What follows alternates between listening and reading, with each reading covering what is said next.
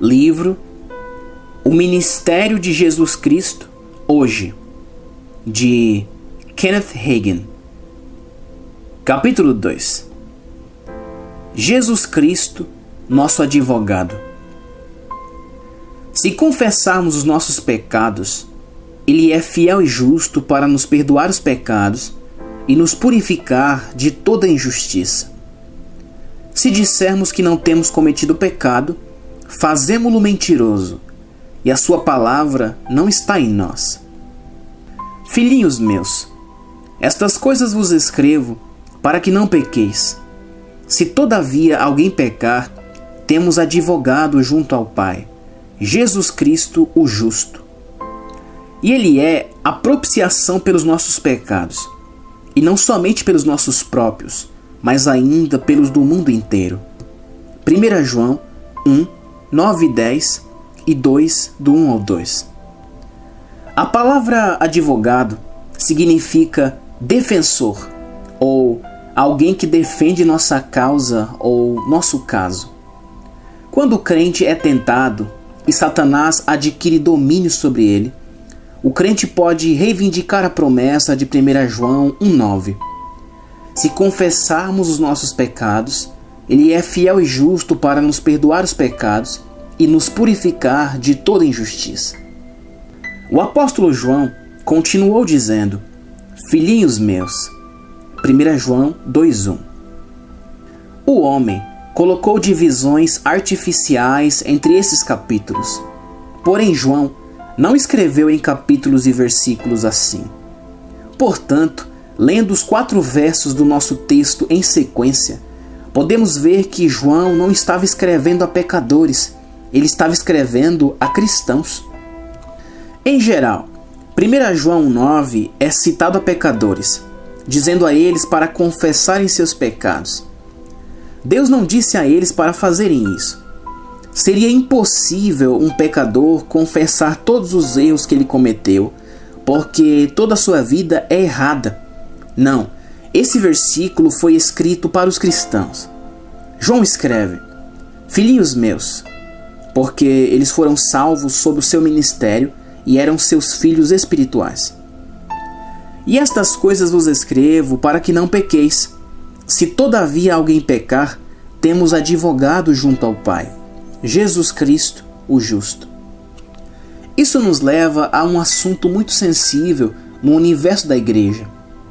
Em vez de ficar com o que a Bíblia diz, alguns grupos se dividem em círculos ou facções teológicas que aceitam certos conceitos, quer eles sejam bíblicos ou não. Parece que o universo da igreja como um todo está dividido em 2 grupos, calvinistas e arminianos. No século XVI, João Calvino e Jacobus Arminius frequentaram a mesma instituição de ensino, onde aprenderam sobre as Escrituras, mas cada um saiu com uma ideia diferente. Um resultado é o que chamamos de velha escola calvinista, que abraçou a predestinação, ou o que tiver de ser, será.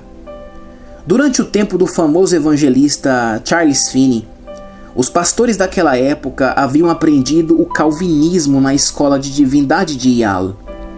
Eles acreditavam que se você estivesse predestinado a ser salvo, seria salvo. Se você não estivesse predestinado a ser salvo, não havia nada que pudesse fazer a respeito. Você podia entrar para a igreja e aproveitar seus benefícios, mas Deus só o salvaria se fosse da vontade dele. Finney era advogado. Depois de concluir os estudos, começou a praticar direito com um antigo juiz. Este sugeriu que Finney entrasse para uma igreja, porque isso o ajudaria com os negócios e com os contatos sociais. Finney fez isso. Em um dos cultos de jovens, Finney pediu que orassem por ele, porque entendeu que não era salvo e não conhecia Deus. O grupo ficou perplexo com o pedido dele, dizendo que, se ele estivesse predestinado a ser salvo, ele seria. Do contrário, estaria perdido. Finney começou a ler a Bíblia. Quanto mais ele a lia, mais se convencia de que podia ser salvo. e que todos os demais também podiam se quisessem. Sozinho, ele buscou a Deus e nasceu de novo. Logo, ele se tornou um ministro e pregava que, quando Deus disse na sua palavra, arrependei-vos, ele quis dizer que você podia fazer isso. Os calvinistas pregavam que você não podia se arrepender a não ser que Deus lhe desse um coração arrependido, que você era totalmente incapaz de fazer algo por si mesmo. Finney pregava que se Deus lhe pedisse para fazer alguma coisa que você não pudesse fazer, ele seria um Deus injusto. Mas Deus não é injusto. E quando ele disse, crede, ele quis dizer que você pode crer. Os calvinistas, porém, achavam que você não podiam crer, a não ser que Deus lhe desse um coração crédulo. Hoje, não existem muitos calvinistas da velha escola. Suas doutrinas foram diluídas, mas agora existem calvinistas da nova escola. O calvinismo da nova escola é basicamente a doutrina da segurança eterna, ou, uma vez salvo, salvo para sempre. Creio na segurança eterna desde que permaneçamos em Cristo. Ele é poderoso para nos manter seguros, mas só porque você é um filho de Deus, isso não significa que não é mais livre para decidir sobre sua própria moral. Você ainda tem vontade própria e pode escolher permanecer em Cristo ou abandoná-lo completamente. O lado arminiano também não está correto. Eles pensam que quando você comete o mínimo pecado, você está imediatamente perdido e precisa ser salvo novamente. Os arminianos têm a ideia de que Deus é como um sujeito com um mata-moscas, esperando que uma mosca pouse para abatê-la. Eles pensam que Deus está esperando que seus filhos cometam apenas um erro, e quando eles fizerem isso, ele vai abatê-los. Um homem disse que acreditava que se ele falasse asperamente com sua esposa, ele estaria perdido e condenado ao inferno. Ele acreditava que teria de ser salvo novamente.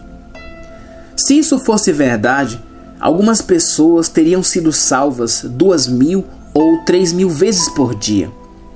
E há aqueles que acreditam que Deus espera que vivamos acima do pecado. Eles acreditam em seguir em frente, rumo à perfeição. Eu também acredito, mas ainda não cheguei lá. Se já fôssemos perfeitos, não teríamos nada para onde devêssemos avançar. Paulo disse, irmãos, quanto a mim, não julgo havê-lo alcançado, mas uma coisa faço, esquecendo-me das coisas que para trás ficam e avançando para as que adiante de mim estão. Filipenses 3,13.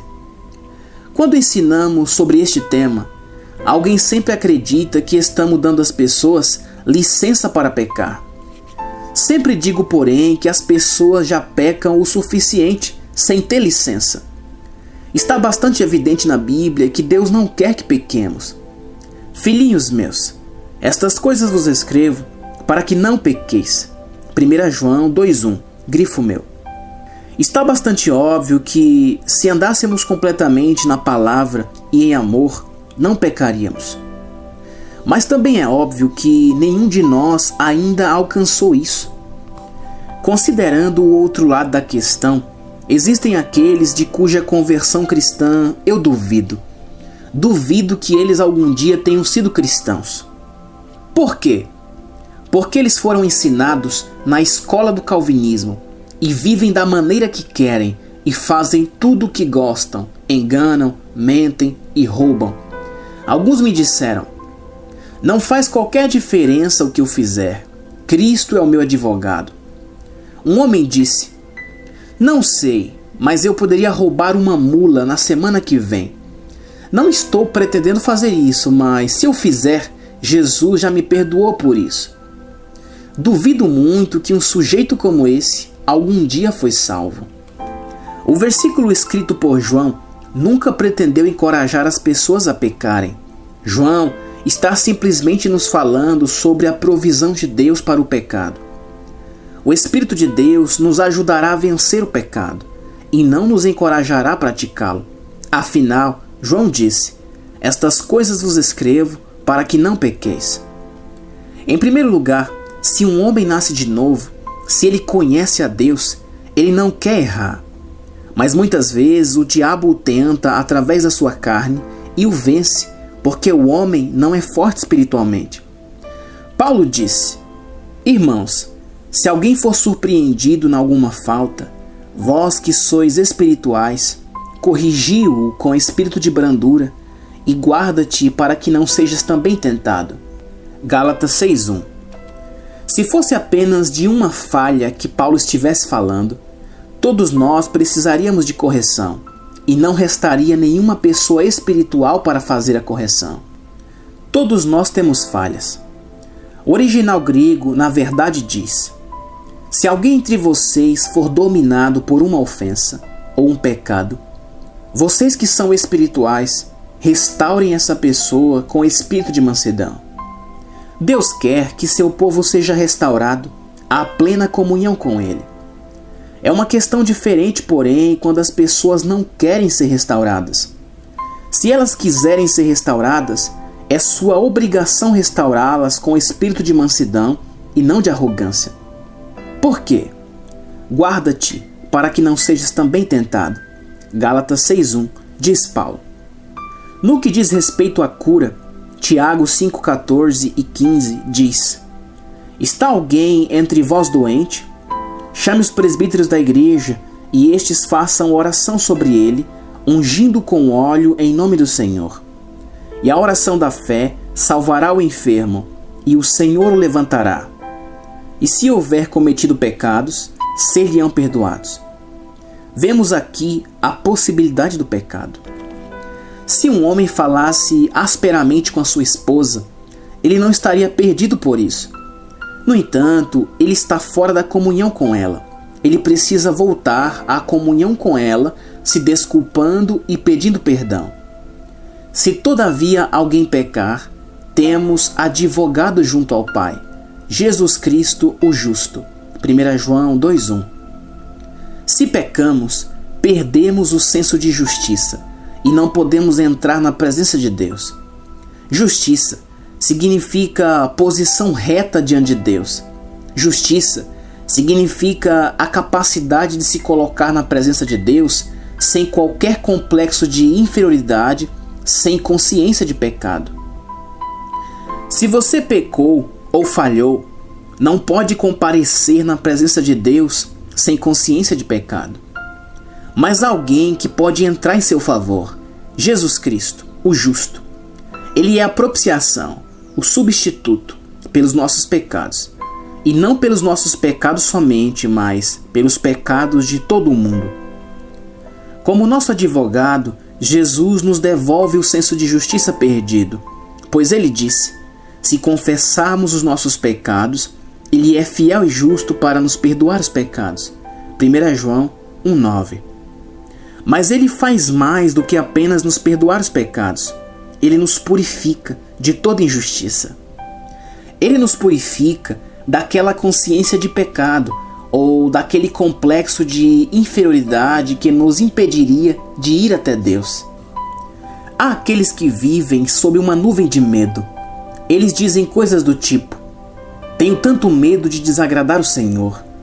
Se Jesus voltar, talvez eu não consiga ir com Ele. Não sei se estou pronto. E eles têm medo de que Deus esteja irado e não queira mais nada com eles. Não temos de viver debaixo de tamanha nuvem de medo e depressão. Podemos saber que, se falharmos, sendo cristãos, nosso coração se entristecerá com isso. Se você acha que pode continuar pecando e falhando, porém, e não se entristece com isso, é melhor verificar sua experiência cristã. Se você nasceu de novo e tem dentro de si a vida e a natureza de Deus, você não quer errar. Muitas vezes os novos cristãos não reconhecem a vontade de Deus e pecam de muitas maneiras sem sequer se dar conta disso. Mas eles estão andando na luz que possuem. Se, porém, andarmos na luz como Ele está na luz, mantemos comunhão uns com os outros, e o sangue de Jesus, seu Filho, nos purifica de todo pecado. 1 João 1:7. Olhando para trás agora, depois de mais de 60 anos sendo cristãos, posso ver que deixei a vontade de Deus de lado muitas vezes quando eu nem sequer sabia disso. Na época, eu andava na luz que possuía, e o sangue de Jesus Cristo me purificava de coisas das quais eu nem sabia. Lembro-me da primeira vez que tive consciência do fato de que eu havia errado depois que me tornei cristão. Isso quase partiu meu coração. Se um crente é tentado e Satanás adquire domínio sobre ele em alguma área, quando o crente clama por misericórdia, pode ouvir Cristo sussurrar: se confessarmos os nossos pecados, Ele é fiel e justo para nos perdoar os pecados e nos purificar de toda injustiça. 1 João 1,9. E então também podemos ouvi-lo dizer esta maravilhosa passagem de Hebreus 4,16. Acheguemo-nos, portanto, confiadamente junto ao trono da graça. Por quê? A fim de recebermos misericórdia. É de misericórdia que precisamos quando pecamos. Enquanto estamos agindo corretamente, podemos ser cobertos com a justiça. Em Hebreus 4,14 lemos: tendo, pois, a Jesus, o Filho de Deus, como grande sumo sacerdote. Temos um sumo sacerdote que também ocupa o ofício de advogado, para que possamos nos achegar confiadamente junto ao trono da graça, a fim de recebermos misericórdia e acharmos graça para socorro em ocasião oportuna. Hebreus 4,16. Graça é favor imerecido. Quando você falha, é então que você precisa de graça. É então que você precisa de misericórdia. Certa vez, enquanto passava de carro por uma pequena cidade, um pastor amigo meu avançou o sinal vermelho. Antes que ele se desse conta, havia uma luz vermelha piscando atrás dele e o som de uma sirene estridente. Um policial o fez estacionar e lhe entregou uma multa por avançar o sinal vermelho e por estar a 45 km por hora em uma área onde a velocidade devia ser de 30 km por hora. Quando o pastor teve de se apresentar no tribunal, seu caso foi citado e o juiz perguntou-lhe se ele tinha alguma coisa a dizer. Ele respondeu: sim, tenho. Ele explicou que estava indo pregar, que ministrava em igrejas pequenas no interior. Em seguida ele disse: senhor juiz, não tenho um centavo. Irei para a prisão ou terei de trabalhar em uma fazenda para resolver a questão. Eu estaria com problema se lhe pedisse justiça, porque sou culpado. Então, em vez disso, peço-lhe misericórdia. Ele continuou: sou como a mulher da Bíblia que foi surpreendida no ato do adultério. Seus acusadores a levaram até Jesus e ele disse: aquele que dentre vós estiver sem pecado, seja o primeiro que lhe atire a pedra. João 8,7. Jesus se inclinou para escrever alguma coisa na areia, e quando olhou para cima, todos haviam ido embora. Erguendo-se Jesus e não vendo a ninguém mais além da mulher, perguntou-lhe: mulher, onde estão aqueles teus acusadores? Ninguém te condenou? Respondeu ela: ninguém, Senhor. Então lhe disse Jesus: nem eu tampouco te condeno. Vai e não peques mais. João 8, 10 e 11. O pregador acrescentou: estou lhe pedindo misericórdia, e ir-me-ei e não pecarei mais. O juiz perguntou: esta história está na Bíblia? Sim, respondeu o pregador. O juiz disse: eu gostaria que o Senhor a mostrasse a mim.